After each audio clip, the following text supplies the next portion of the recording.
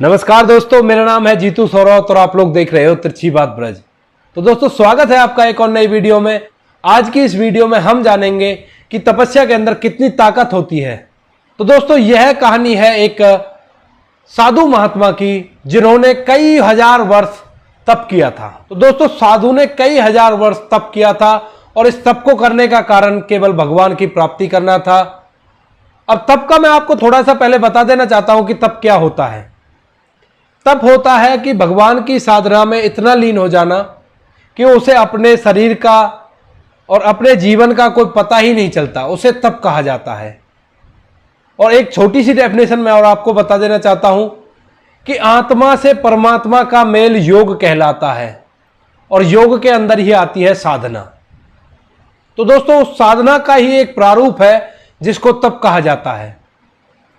तो दोस्तों इस तप के कारण भगवान को प्राप्त किया जा सकता है, कई तरह की अलौकिक शक्तियों को अपने वश में किया जा सकता है।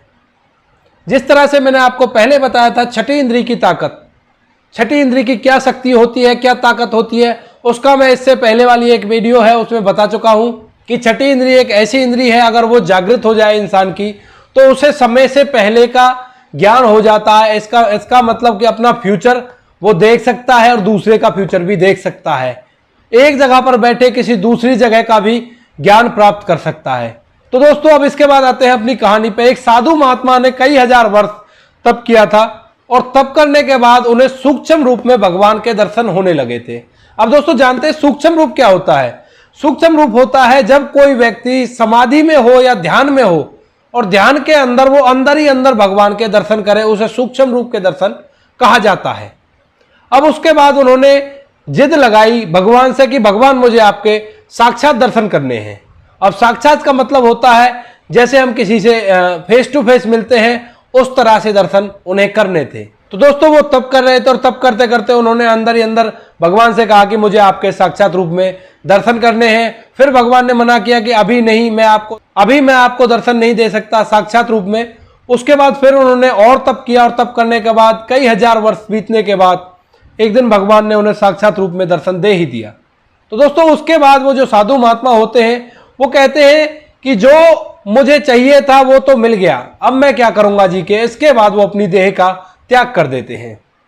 अब देह मतलब शरीर होता है और त्याग करने का मतलब एक तरह से मर जाते हैं। उसके बाद उनकी देह वहां पर पड़ी रह जाती है जहां पे वो तप करते थे। और भगवान नारायण जो श्री हरि विष्णु के अवतार थे, भगवान श्री कृष्ण जी, वो देखते हैं कि इस आदमी ने इतनी तपस्या की और तपस्या करने के बाद इसके शरीर की इस तरह से दुर्गति मैं नहीं होने दूंगा।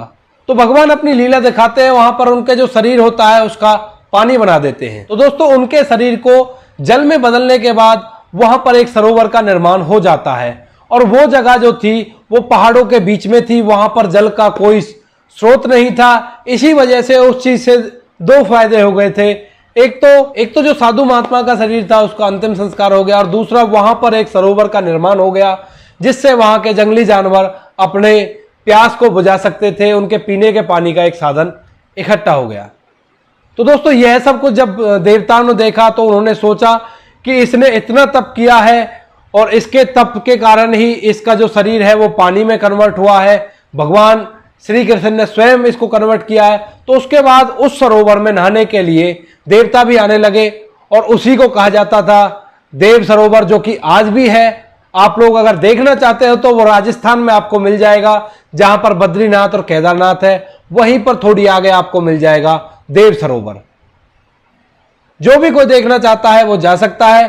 तो दोस्तों आशा करता हूं आपको पता चल गया होगा कि तप में कितनी ताकत होती है, क्योंकि इस वीडियो में मैं आपको ये भली भांति बता चुका हूं। तो दोस्तों ऐसे ही वीडियो लगातार देखने के लिए हमारे चैनल को लाइक शेयर सब्सक्राइब जरूर करें। मैं मिलता हूं आपसे ऐसी एक अनोखी वीडियो के साथ, तब तक के लिए धन्यवाद। राधे राधे, जय श्री कृष्ण, जय श्री राम।